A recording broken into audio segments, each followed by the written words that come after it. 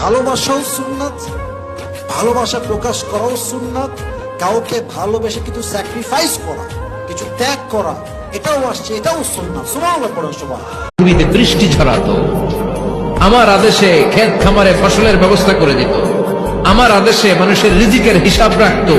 এই মিকাইলের রূহ কবজ করে নিয়ে আয়। এক নাম্বার কলিগ শেষ।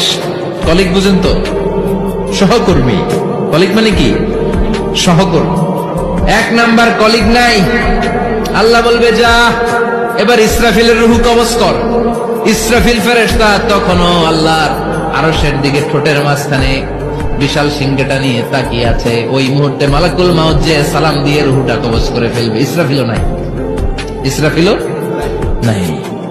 আল্লাহ বলবে যা দুনিয়ার সব নবীদের কাছে ওহী দিয়ে, কোরআন দিয়ে, ইনজিল দিয়ে, তাওরাত দিয়ে, জাবুর দিয়ে আমি যেই ফেরেশতারা পাঠাতাম